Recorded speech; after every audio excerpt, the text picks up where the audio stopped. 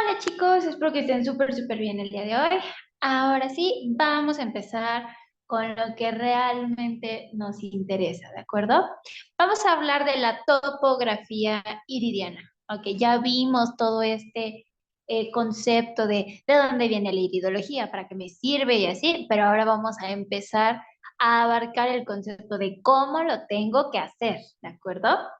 Entonces, vamos a hablar, a tratar de simplificarlo el día de hoy y ya más adelante nos vamos complicando un poco. Aquí vamos a hablar de dos tipos de topografías. Vamos a encontrar la que es radial y la que es anular, ¿de acuerdo? Simple y sencillamente.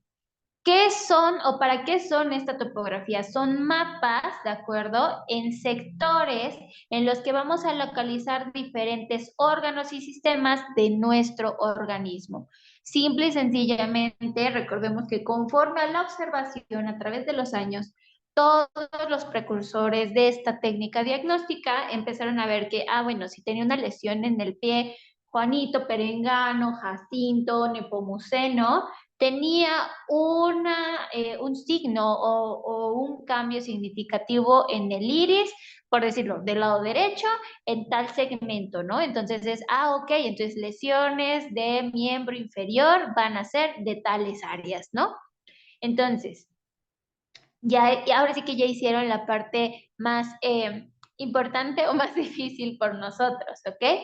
¿Qué es lo importante? Hay que valorar la misma importancia de los signos generales, como es la coloración, la circularidad, todo lo que es el nivel de humectación del globo ocular. En este caso también tendríamos que estar hablando de, pues, toda la porción justamente del borde de la pupila, también valorar la pigmentación de la esclerótica, todo este tipo de situaciones, ¿ok? Entonces, no porque empecemos a ver los radiales o todos estos temas, hay que eximir de la observación principal, ¿de acuerdo? Ahora bien, vamos a iniciar con la observación a nivel radial, ¿de acuerdo?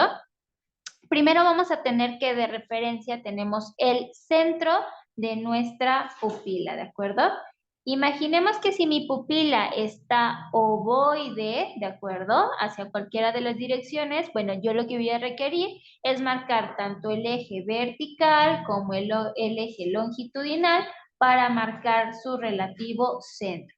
A partir de este centro, yo empiezo a hacer mis radiales teniendo un eje completamente vertical, un eje completamente horizontal y en este caso de cada cuarto todavía tengo que extraer 3 porciones, ¿de acuerdo?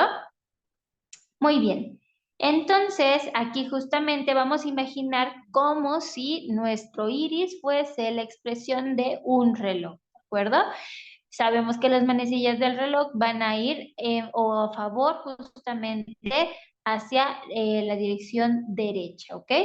Entonces vamos a colocar así los signos de cada hora y justamente esta topografía se va a dividir en 12 porciones, ¿de acuerdo? Tanto del ojo derecho como del ojo izquierdo. Es así que, por ejemplo, yo pudiese hacer una descripción hablando así al aire, ¿no? Que yo tengo un signo a nivel de estómago de esta región, ¿no? Digamos que es una banda nerviosa, ¿de acuerdo? Y que tengo aquí una pequeña cripta, ¿ok? Entonces, ¿qué es lo que yo tengo que describir en mi nota de evolución? Pues laxitud, en este caso, de el radial 11, 12 y 1, ¿de acuerdo? De el globo ocular o iris del lado derecho, ¿no? Para eso es que nos funcionan estas limitantes, ¿ok? Y ahora bien, aquí vamos a tener una pequeña imagen de cómo se hacen estas subdivisiones de manera regular.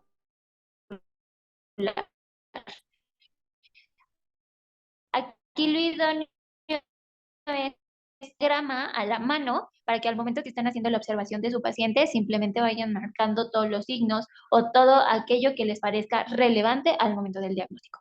Y aquí vamos a tener que hablar de un tema de flexibilidad. Este diagrama creo que es un poquito más entendible, ¿de acuerdo? Ahora, ¿por qué? Vamos a hablar del concepto de las referencias, ¿ok? Por ejemplo, digamos que mi lesión, nuevamente les voy a hacer aquí un pequeño dibujito, digamos que mi lesión está en esta región. Voy a utilizar otro color, chicos, para que sea un poquito más visible sobre esta región, ¿ok? Entonces, ¿qué sucede? Yo tengo que mi radial va de aquí a acá y de aquí a acá, ¿de acuerdo? Entonces yo puedo decir que abarca dos radiales, de las 11 a las 12 y de las 12 a la 1. Pero ahora imaginemos que mi síntoma, voy a marcar aquí el radial de las 3 y el de las 4, ¿de acuerdo? Que mi síntoma únicamente está de este lado. Entonces yo lo que tengo que hacer es una lesión sobre el tercer radial media hora después, ¿no? O 3:30. ¿Por qué? Porque está sobre un punto medio, ¿ok? Ahora también vamos a hablar de la dificultad de localizar un punto exacto en el iris, porque imaginemos que yo tengo aquí una pequeña laguna, ¿no? Aquí.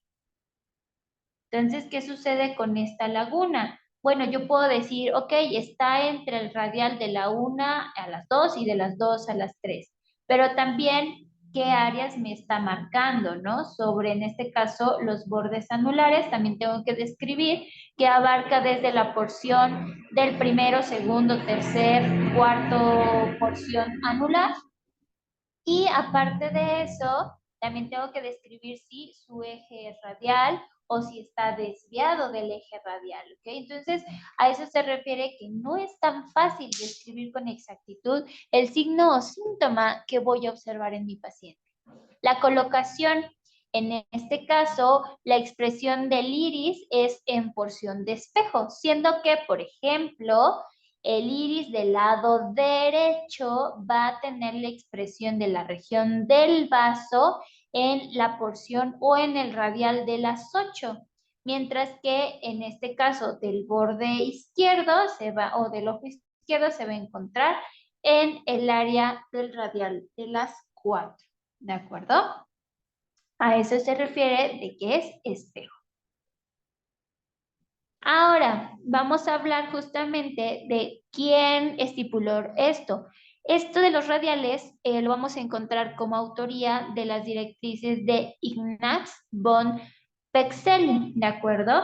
Ahora, aquí como les había mencionado, él observa la pupila como si fuese un ombligo o la cicatriz umbilical y alrededor van a encontrar las diferentes zonas de los órganos, ¿de acuerdo? Estos sectores van a corresponder, por ejemplo, el sistema digestivo, que tiene o no tiene una representación específica en la zona ciliar, ¿de acuerdo? Aquí vamos a tener como excepción los órganos de hígado, la porción final del recto y del páncreas. Me voy a regresar ligeramente para que puedan observar a lo que se refiere. Aquí, por ejemplo, vamos a observar en esta porción al páncreas y si se fijan, la parte del intestino, así como del estómago, no respeta los bordes o la distribución radial, sino más hacia la proyección anular, ¿ok? Y hablando de anular, estamos viendo que se representa como anillos de tipo circular, donde justamente vamos a encontrar la banda del sistema nervioso o el ángulo de Fuchs, que dijimos que es esta expresión, ¿de acuerdo? Que puede estar proximal a la porción, por ejemplo, de estómago, y entre más se expanda, habla de mayor cronicidad o severidad de la patología. También hablamos de la densidad en cuanto al nivel de profundidad de este anillo. Puede ser que sea sumamente sutil o realmente muy, muy intenso su marcaje, ¿de acuerdo? Siendo así que diferentes anillos van a tener numerología, siendo siempre el primero el que está en correlación a la porción pupilar y el séptimo anillo el que está hacia la periferia, siendo la porción del primer anillo la región de estómago, la segunda la región de los intestinos, la tercera de las glándulas suprarrenales, la epífisis, el páncreas, las áreas de la porción cardíaca, el plexo solar también va a ir incluido aquí, En la porción 4, los conductos bronquiales, pulmonares, los riñón, el vaso. En la quinta porción, el cerebro, órganos reproductores, la hipófisis, la tiroides, el hígado. En el sexto, sistema circulatorio, sanguíneo, linfático. Y en el séptimo, piel, glándulos sudoríparas, nervios. Y en este caso, tanto la porción motora como sensitiva a nivel de los nervios. Me voy a regresar un poquito a esta imagen y nuevamente les voy a hacer el marcaje, siendo aquí un tema radial, ¿de acuerdo? Y anular, dijimos que el 1 va a abarcar la porción de estómago. El 2, la porción de intestinos, ¿de acuerdo? En el 3, por ejemplo, por eso hablamos de diferentes aparatos y sistemas. Aquí voy a abarcar porción del páncreas, de los bronquios o del árbol bronquial, en este caso solo una pequeña porción del cerebro y así sucesivamente. Si se fijan todo lo que es boca, mucosas o toda la expresión ya hacia lo externo de nuestro cuerpo que tiene mayor correlación con el entorno, está justamente hacia el anillo séptimo, ¿ok? Y aquello que es de mayor vitalidad u órganos que están más profundos o más concéntricos, por eso están en la región pupilar, ¿de acuerdo? Entonces, chicos, si se fijan, este tema es como muchísimo más chiquitito. Lo que les voy a sugerir de manera muy encarecida es que hagan estos dos diagramas ustedes, por favor, en su libreta, ¿de acuerdo? Ahora sí que quiero que saquen el juego de geometría y lo hagan ya sea con el transportador o en este caso con lo que tengan a la mano, pero sí que quede lo más circular y estético posible para que ustedes, por ejemplo, en el borde 1 tengan la oportunidad de escribir estómago, en el borde 2 tal. O le puedan sacar algunas pequeñas líneas o unas pequeñas pestañitas, por decirlo así, ¿no? Como de aquí a acá y que me pongan, el 4 corresponde a tal. ¿De acuerdo? Para que no se los olvide. Y en cuanto a la topografía radial, lo que voy a hacer es buscarles esta pequeña imagen que sea de buena calidad. Ustedes puedan hacer también la representación de estos órganos dentro de la proyección radial, ¿de acuerdo? Por favor, chicos, entonces ahora sí, los quiero en modo manualidades, si son tan amables. Y ya en lo subsecuente vamos a hablar de los signos y síntomas muy particulares ya respecto a cada una de estas bandas, ¿de acuerdo?